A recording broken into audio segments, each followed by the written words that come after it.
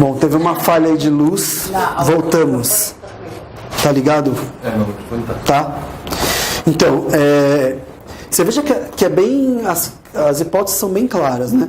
E aí, o advogado não se manifestava.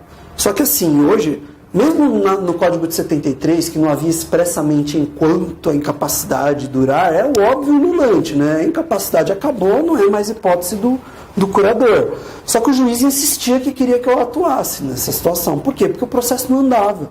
Eu acho que... Ou ele não viu, sei lá, pode até ser que ele não tenha visto. O fato é que eu discordei numa situação como essa. Qual é a situação do defensor? O defensor é obrigado a ficar no processo, numa situação dessa, em que o juiz manda o defensor continuar atuando como curador?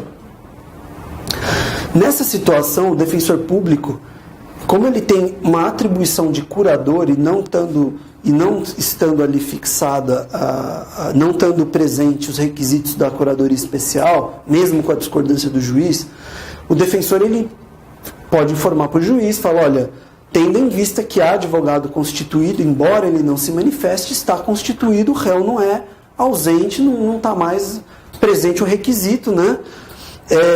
Não cabe mais à Defensoria Pública atuar. Eu falava assim mesmo, olha, atuar sob pena de ou desvio de finalidade, ou, enfim, de uma atuação ilegal da própria Defensoria Pública, né? E aí eu colocava o seguinte, de acordo com o artigo 4º, artigo 4º, parágrafo 8º da Lei Orgânica 80 de 94, comunico ao defensor-geral. Aí o defensor-geral falou que eu tinha razão, e aí o processo tem que ir sem curador mesmo. Tá? Aí a lógica é a seguinte: o processo é nulo, porque vocês sabem, o tribunal anula processo que tem que ter curador e não tem curador. Mas nesse caso o processo é nulo? Não. Porque houve a oportunidade do órgão responsável pela curadoria de se manifestar. Ele disse que não vai atuar e a lei diz que ele... Porque, veja, esse é um conflito que acontece muito com o Ministério Público e o Judiciário. O Judiciário, ele dá a última palavra para dizer se você fica no processo. Então, se você diz, não, eu sou curador, eu quero ficar nesse processo, e o juiz diz não, a última palavra é do juiz. O juiz tira você do processo. Mas o juiz, nesse caso, não tem como te forçar. Não tem como forçar a defensoria a ficar. Se a defensoria falar, olha, isso não é caso de curador, não vou atuar, é o mesmo caso do promotor.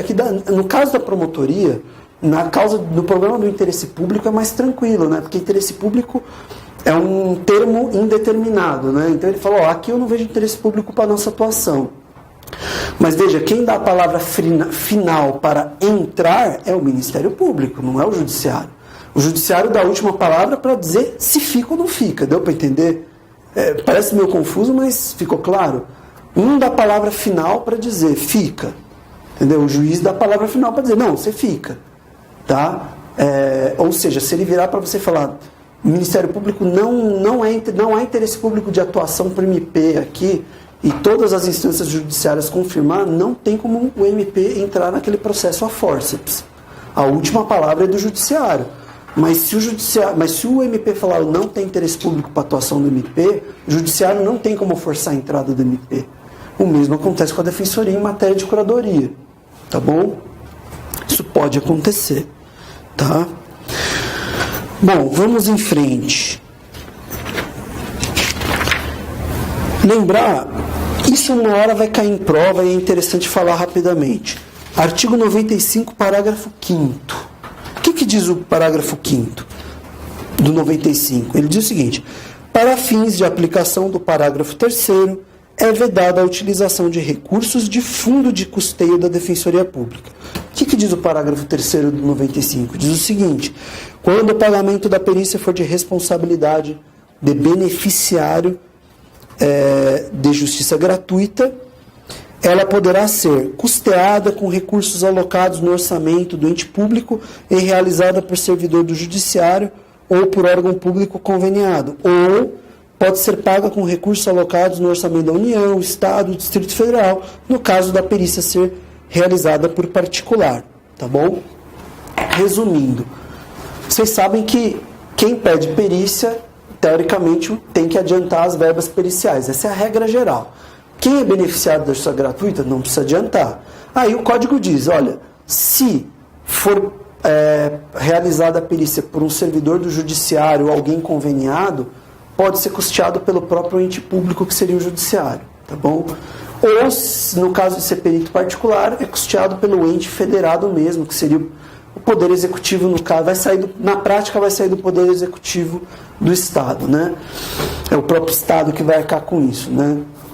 Então, o que acontece? Vem o parágrafo 5º e diz, para fins de aplicação desse parágrafo 3º, de custeio de perícia, né, é vedada a utilização dos recursos do Fundo de Custeio da Defensoria Pública. Cuidado com uma coisa, fundo de custeio é um termo técnico previsto no artigo 71 a 74 da Lei 4.320. Lei 4.320, tá? Essa Lei 4.320 é uma lei complementar que regula direito orçamentário e financeiro, tá? Então artigo 71 a 74, tá? Da Lei 4.320 de 64, tá bom? Bom, eu até trouxe aqui o fundo de custeio, olha só, constitui fundo especial de custeio, constitui fundo especial o produto de receitas especificadas que por lei se vinculam à realização de determinados objetivos ou serviços, facultada a adoção de normas peculiares de aplicação. Então veja bem, qualquer fundo que seja, por exemplo, um fundo muito famoso, FUNPEN, Fundo Penitenciário, é um fundo especial. Ele foi criado com uma receita para determinados objetivos, entendeu? Então, fundo especial aqui, eles usaram uma terminologia técnica de direito orçamentário, tá? Minha concepção, né? Para a Procuradoria do Estado, para o Estado, o interessante é sustentar que isso aqui é fundo de custeio, enfim. E tentar impedir que qualquer defensoria com fundo esteja imune de pagar isso daí, tá? Mas assim, na verdade, o que eu penso a respeito desse parágrafo 5º, que se cair em prova, ele vai cair, assim, eu acho que mais em questão de teste, tá? Mas, o que eu acho interessante? Dizer o seguinte, que na verdade, quando a lei fala em fundo de custeio, eu acho mais interessante interpretar isso como lei orçamentária da Defensoria Pública, num sentido mais genérico. Porque senão esse dispositivo ele é praticamente natimorto, porque a única defensoria do Brasil, eu posso estar errado, mas até onde eu sei, São Paulo é a única defensoria que tem um fundo mesmo fixo que funciona custeando a defensoria em sentido amplo mesmo. Custeia a defensoria, custeia convênio, paga salário de defensor, de servidor, enfim. A defensoria, até onde eu sei, é o único que tem rigorosamente um fundo nesse sentido. Então, assim, você mata, é um natimorto esse dispositivo, entendeu? A Procuradoria do Estado de São Paulo, ela tende a dizer que esse fundo, o fundo da Defensoria de São Paulo, né, não seria fundo de custeio e, portanto, poderia arcar com perícia, entendeu? Então, eu tendo a entender, para dar um sentido real para esse dispositivo, que assim, ele quis dizer que é a lei orçamentária da Defensoria. Você não vai aplicar aquilo que está previsto para a Defensoria executar financeiramente. Deu para entender isso daí ou não? Está confuso? Não, porque o orçamento, vocês sabem que o orçamento é a previsão daquilo que o órgão vai gastar.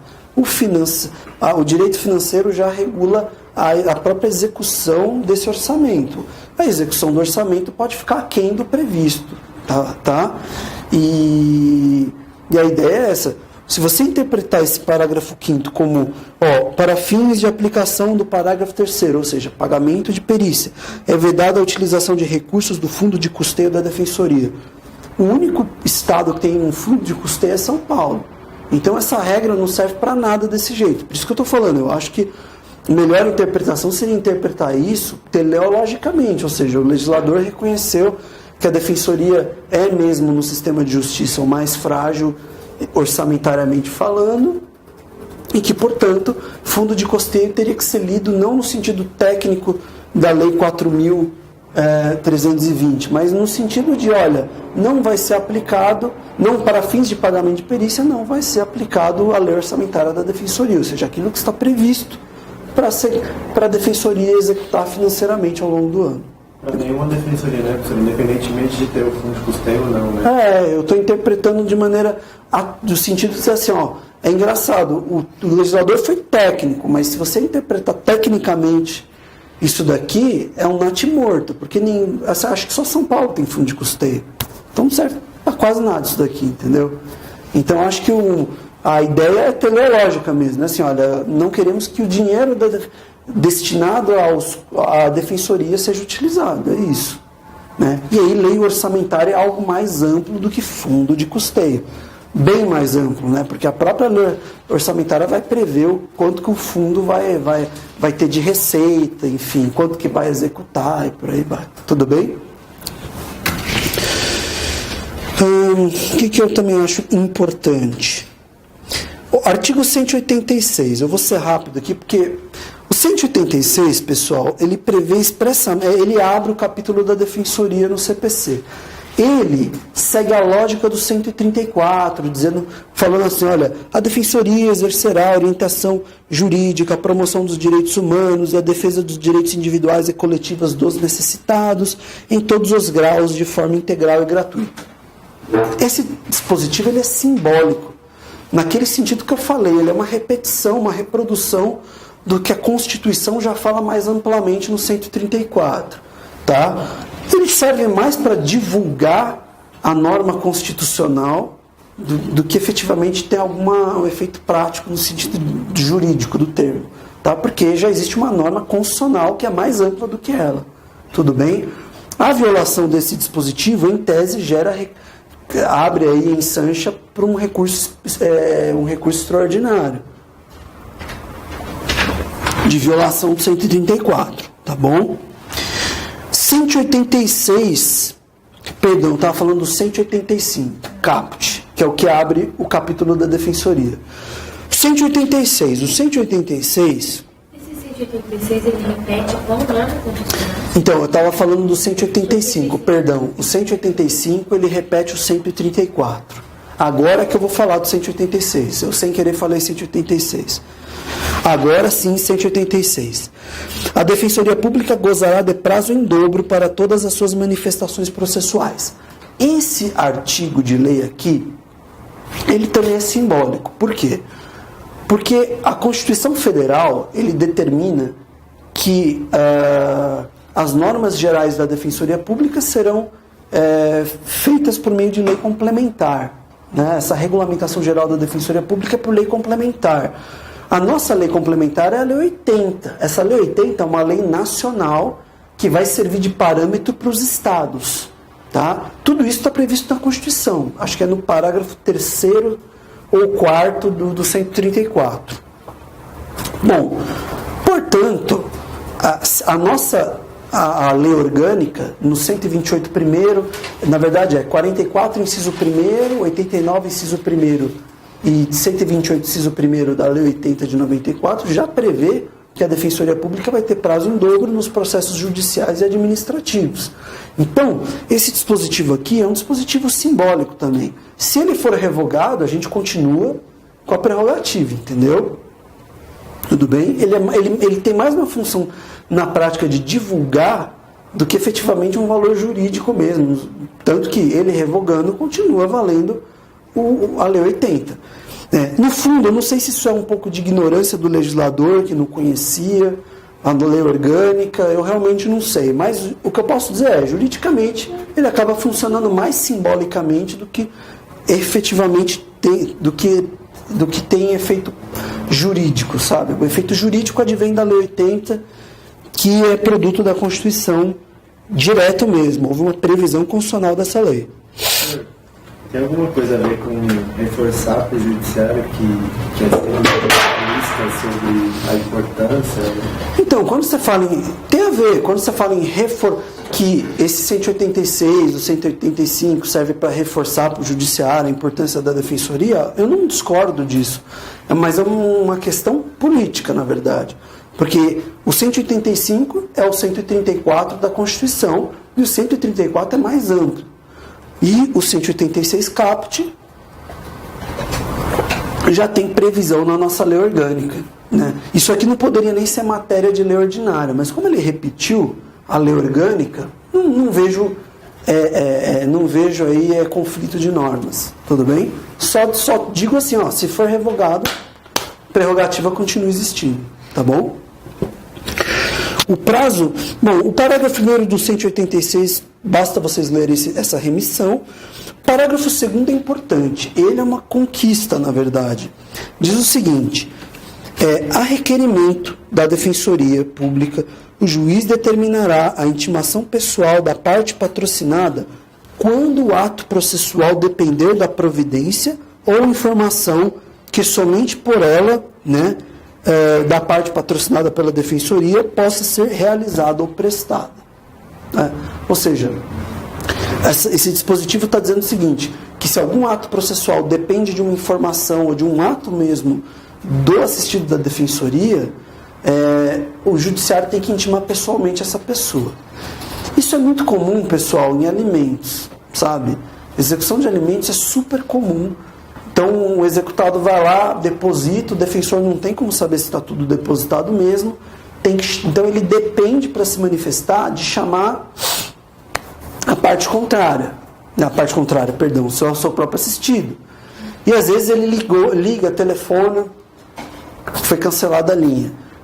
Vai pelo correio, a gente manda cartinha pelo correio, volta porque mudou de endereço, porque muitos assistidos nossos têm moradia precária, né? Eles ficam mudando de barraco, de casa, simples, então ele se perde mesmo. Aí você fala assim, aí o que os defensores começaram a ter? É um costume judiciário isso, de muitos e muitos e muitos anos.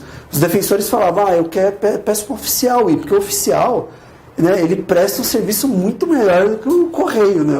O carteiro vai lá, bate na porta, tchau, né? O oficial não, ele vai batendo de porta em porta, vai perguntando. Esse é firmeza. Então ele vai lá e descobre muitas vezes onde a pessoa mudou. Às vezes a pessoa mudou para a casa do lado, para a rua de trás, e o oficial descobre. Então os defensores começaram a fazer isso. Alguns juízes criam um problema no começo, principalmente o juiz que nunca trabalhou com a defensoria.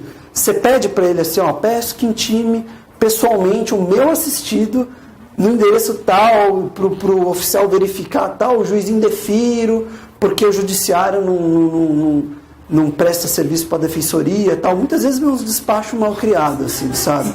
Não dos juízes em geral. Os juízes que estão acostumados com a defensoria, eles sabem que é o jogo mesmo, porque o cara muda toda hora de endereço, que o judiciário tem que ter um pouco de compreensão quanto a essa questão social.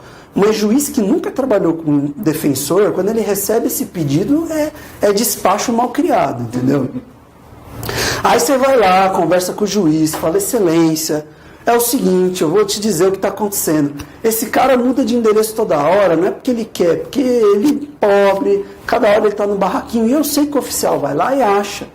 Né? Mas veja bem, o senhor também está numa situação difícil, porque o senhor não tem como extinguir esse processo sem mandar o oficial tentar intimar, entendeu? Então, não é melhor fazer isso? É porque se não achar paciência, o senhor extingue e já esvazia. Aí o cara entende, entendeu? Ele fala assim, putz, é verdade. No fim das contas, muitos juízes acabam entendendo sozinhos. Ele fala, eles indeferem, aí eles param para pensar e falam assim, mas eu também não posso extinguir o processo sem tentar intimar pessoalmente, porque a lei exige isso, a jurisprudência exige isso.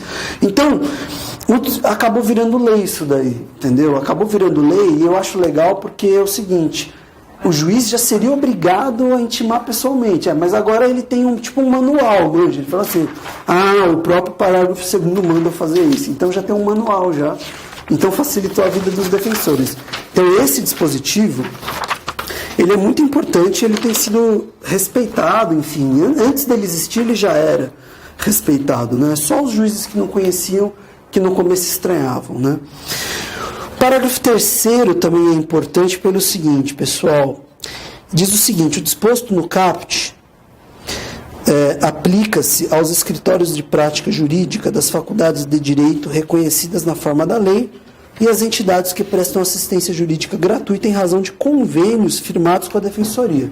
Aqui em São Paulo é muito comum, né? O advogado ativo, conveniado, ou os convênios com faculdade. E o que o STJ fazia? O STJ, ele entendia que o dativo não tinha prazo em dobro, tá? Só o defensor público. E o TJ São Paulo entendia que o dativo também tinha prazo em dobro, tá? Mas a jurisprudência do STJ dizia que não. Então, esse dispositivo... Então, tanto que assim, eu vou passar para vocês aqui um julgamento da Corte Especial de 2003. É um habeas corpus 27786. Quem quiser ler, 27786. A Corte Especial aqui fixou que prazo em dobro é só defensor público, não dativo. Aí vem esse dispositivo e diz que o advogado conveniado, o prestador de serviço conveniado também tem prazo em dobro, né? Então, esse dispositivo, ele é interessante pelo seguinte: ele realmente tem uma função jurídica. Ele tem. Porque o nosso prazo em dobro, ele está previsto na lei orgânica dentro daquela regra constitucional que diz que as normas gerais da Defensoria Pública serão veiculadas por lei complementar. Mas veja, o conveniado e o advogado ativo, enfim, eles não fazem parte da Defensoria Pública, entendeu? Então, a lei orgânica realmente não cobria rigorosamente não cobria. Era injusto, porque eles prestavam o mesmo serviço da Defensoria. E, tecnicamente, o dativo, ele é a Defensoria também ali atuando por um convênio, entendeu? Mas eles faziam uma interpretação bem restritiva.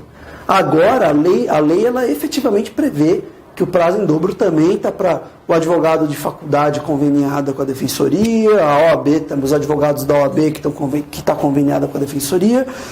E aí isso mostra que o CPC ele legalizou o quê? Que a prerrogativa do prazo em dobro é uma prerrogativa do serviço público de assistência jurídica e não só da Defensoria Pública. Entendeu? Na minha opinião, isso daria para ter sido extraído da norma constitucional. Porque se a Defensoria Pública é obrigada a terceirizar o serviço porque não tem defensor suficiente, teria que valer para o terceirizado também. Mas esses legalismos, às vezes, que não está desprendido da finalidade da norma, né?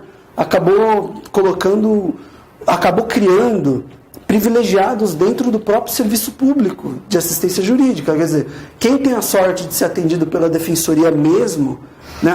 Eu tenho prazo em dobro, se eu não. Eu não tenho, eu tive azar, porque eu estou com um advogado ativo e o dativo não tem prazo em dobro, entendeu? Então você cria uma distorção dentro do próprio serviço público. Então essa interpretação do Superior Tribunal de Justiça é uma loucura, na verdade. Não faz o menor sentido. Você cria dois tipos de assistidos, um privilegiado e o outro não. Tudo bem? Então esse artigo é importante, não caiu ainda em prova, uma hora vai cair. Não se aplica o benefício da contagem em dobro quando a lei estabelecer, é o parágrafo 4º, quando a lei estabelecer de modo expresso prazo próprio para a Defensoria. Esse parágrafo 4º é inconstitucional. Por quê? Ele é inconstitucional? Porque eu sou defensor? Não. Porque, na verdade, a Constituição ela é clara em dizer que as normas gerais aplicáveis à Defensoria Pública são via lei complementar. Entendeu? O prazo em dobro não é uma regra de processo específica. Não é. É claro que ela tem um impacto na relação processual de aumentar o prazo do assistido da Defensoria Pública. Mas ela é uma norma de prerrogativa do defensor. Tá? E o que está acontecendo? A lei processual aqui está dizendo que se a lei processual previr aí prever um prazo próprio para o defensor público, excluindo o prazo em dobro, que não conta o prazo em dobro. Aí a lei ordinária está restringindo uma norma que deveria ser prevista em lei complementar. Existe um conflito aqui, claro, né? Existe uma inconstitucionalidade por questão de competência legal mesmo, tá? Um conflito entre lei ordinária e lei complementar. Tá? 341, acho interessante falar, são 10 e 5. Vamos falar do 341, que é importante.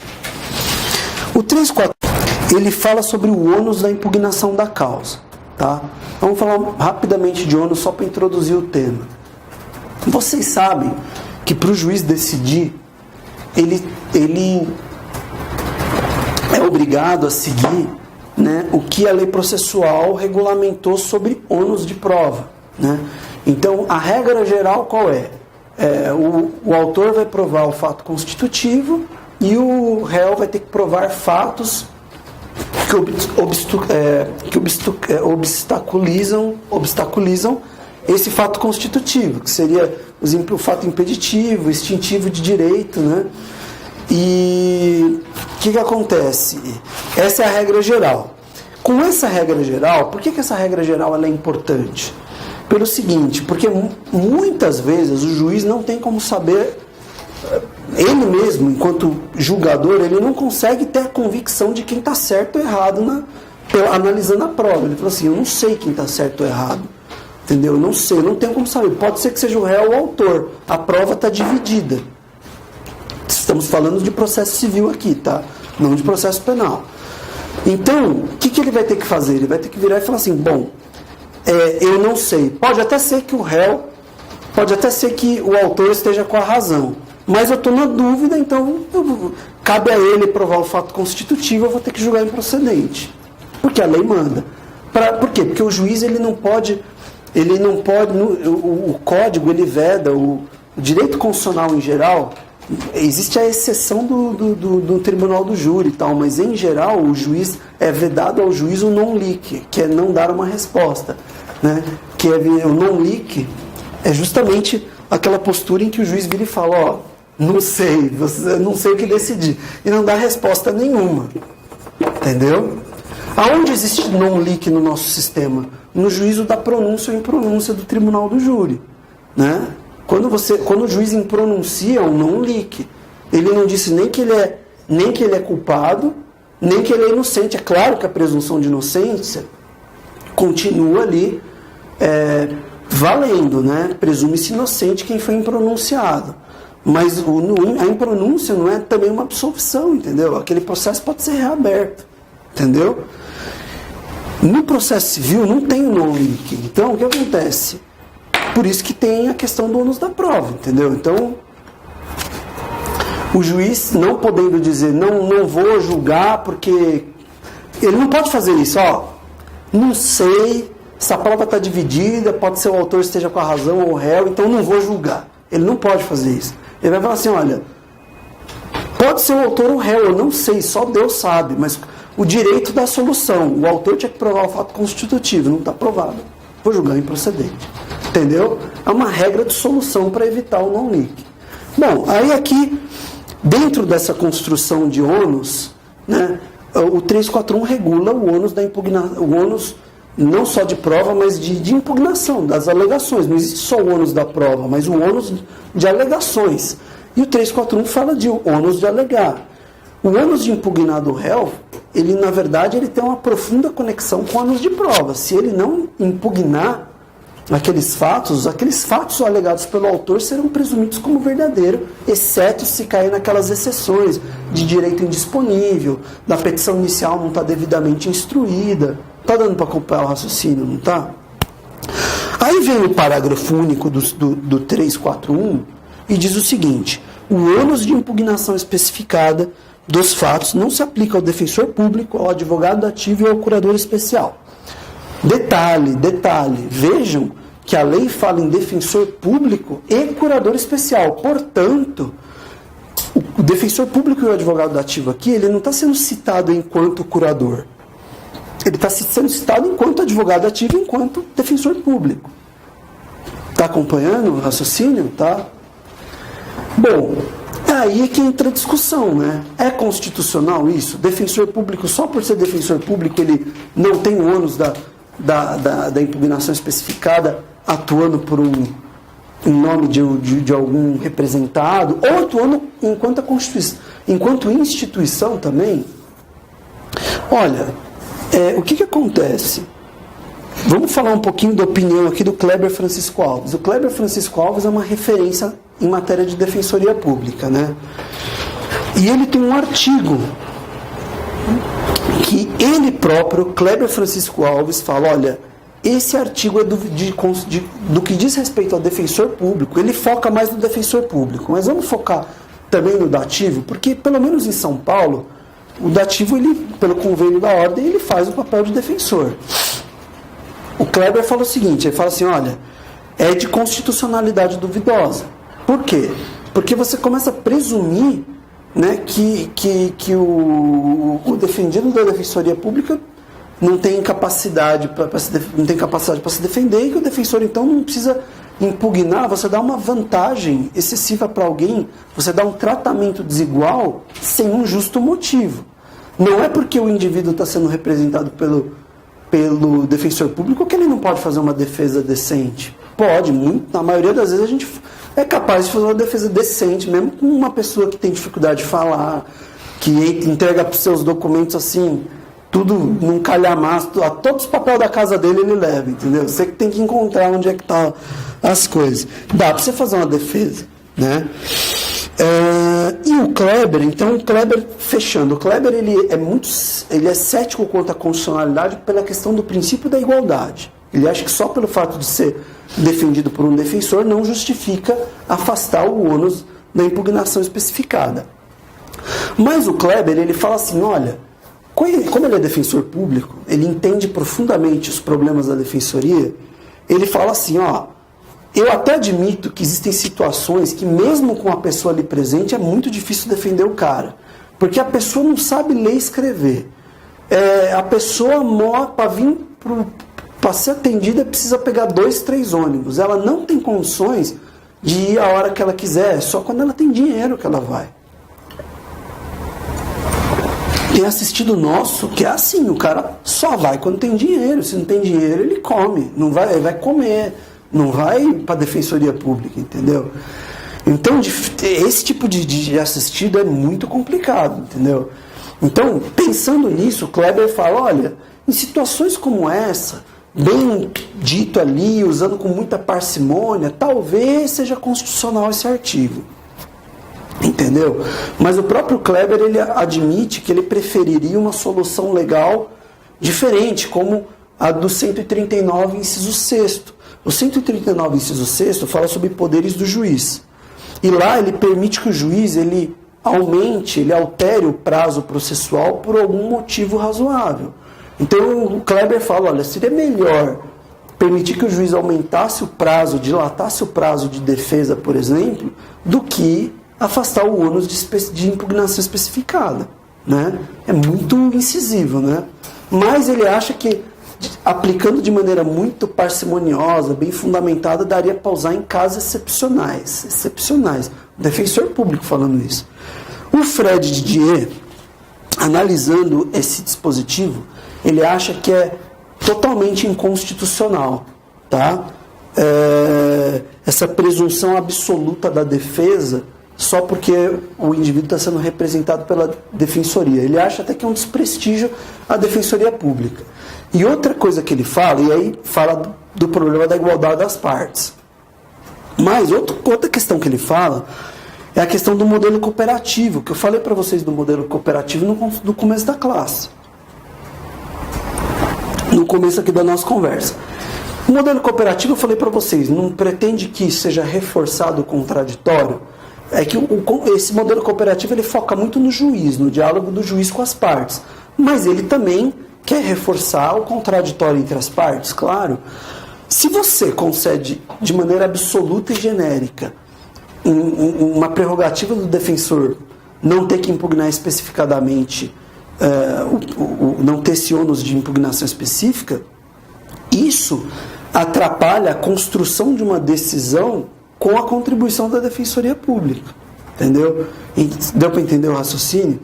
Então, quer dizer, isso no fundo, uma regra dessa, tomada assim de maneira absoluta e genérica, ela contradiz ela viola o contraditório constitucional e a ideia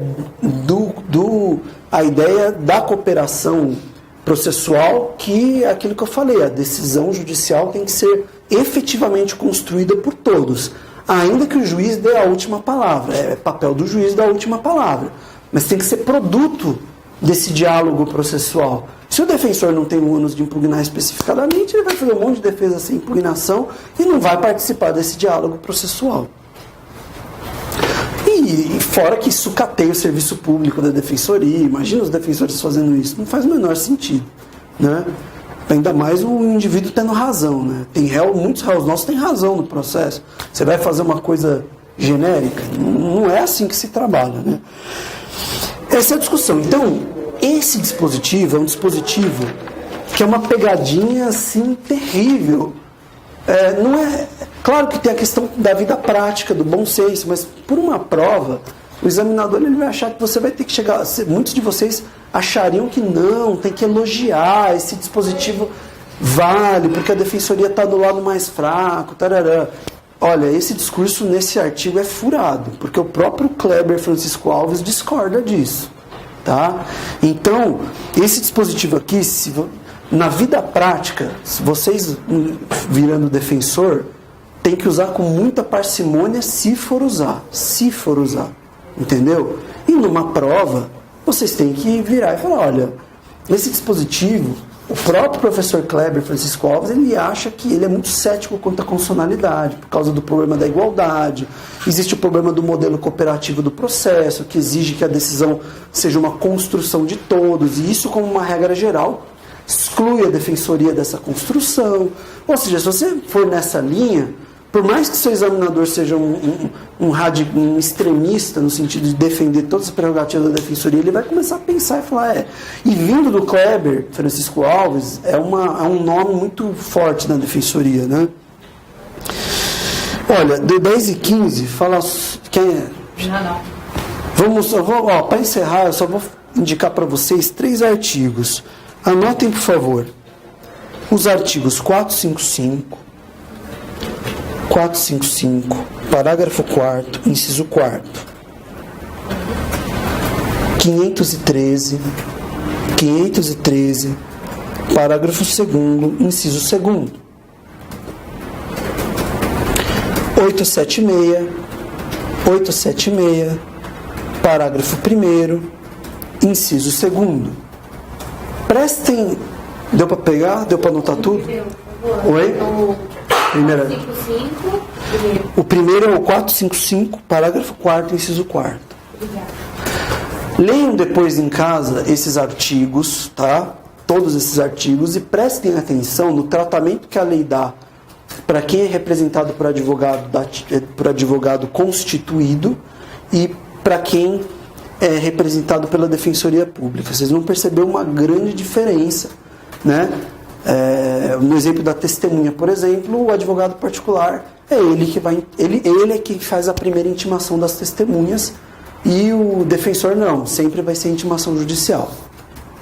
Leiam com calma esses artigos. Esses artigos, vocês vão perceber esse tratamento diferenciado, tá? E esse tratamento diferenciado, tá? Ele se justifica, primeiro, porque a Defensoria Pública não tem como dizer não. Não tem como dizer não. Se o indivíduo ele se enquadra no conceito de necessitado, não tem como dizer não, a não ser que a ação dele seja completamente inviável. Se não for, vai ter que atender.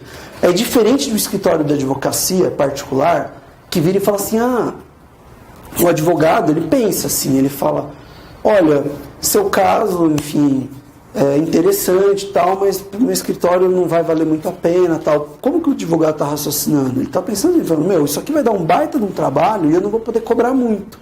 E eu já estou cheio de serviço, entendeu? Para mim só vale a pena pegar um serviço agora que pague bem, porque eu estou cheio de serviço. Então o advogado, ele vai controlando a quantidade de trabalho. A defensoria não tem como fazer isso. A defensoria, sim, está dentro daquele padrão de necessitado, tem que atender. A gente não tem limite de atendimento. Então, se justifica, sim, esse tratamento diferenciado, e é uma forma de você concretizar realmente essa prestação de justiça, né, por meio da defensoria, assistência jurídica integral e gratuita. Isso é importante a gente ter na ponta da língua, não é para prova da defensoria, para o concurso, é a real mesmo, entendeu? A gente não tem como cortar. E aí vocês podem até falar, mas dá para diminuir o conceito de necessitado. Agora não é mais 3 salários mínimos, vai ser 2 salários mínimos necessitado. Vai fazer isso e vai ver o que vai acontecer. Vão instaurar inquérito civil contra a Defensoria Pública, vão na Assembleia Legislativa falar mal da Defensoria Pública, da administração, é isso que vão fazer. Então não tem como, não é uma coisa simples, não tem como você dizer não. E dentro daquele parâmetro, porque, gente, assim, essa parte eu acho até interessante, que é o seguinte, dentro do padrão de necessitado, não tem como dizer não. O camarada é necessitado, na parte criminal não tem advogado, tem que entrar defensor público, não tem jeito. Então o processo é nulo, sem defesa técnica. Agora, a única coisa que daria para mudar é essa questão do quem é necessitado. Mas isso aí, gente, é super complicado. Faz 30 anos em São Paulo que necessitados são 3 salários mínimos. Você pode fazer 1000 críticas a isso. Eu não vou entrar nessa discussão, polemizar, mas o que eu estou querendo dizer é, existe um controle social muito forte disso. Você não consegue diminuir o atendimento. Então, assim, não é fácil. Então, eu acho que por essa situação da Defensoria Pública não ter como dizer, já estou com muito trabalho, não vou pegar o seu caso, se justifica o tratamento diferenciado. Não é privilégio. De verdade, não é privilégio. Né? Eu acho importante a gente deixar isso bem vincado, porque é muito comum essa discussão em relação à Procuradoria do Estado, né? À Fazenda Pública. Né? Mas no caso da Defensoria, a gente abre as portas, tem que defender tudo. Até os procuradores também, né? A Procuradoria é parecido nesse ponto também, porque a Procuradoria do Estado é a advogada do Estado de São Paulo. É isso. Né? A Procuradoria é isso, são advogados públicos que defendem o Estado de São Paulo. Se tiver 10 mil ações em um ano, 20 mil no seguinte... Não tem como o procurador do Estado falar, já tem muito trabalho aqui, viu? Não vou mais defender o Estado. Ele tem que defender, entendeu? Então, assim, não são privilégios, embora seja polêmico na doutrina. Mas, né, tem doutrina que ataca isso, que diz que tem que investir, mas não tem procurador suficiente, não tem defensor suficiente. E é importante isso daí a gente ter em mente, porque isso pode também ser questão de prova, enfim, mas também questão da vida para a gente refletir, tá bom? Bom, gente, é isso, já deu aqui 10h20, eu agradeço aí o convite feito mais uma vez, tá bom? Eu desejo bons estudos a vocês.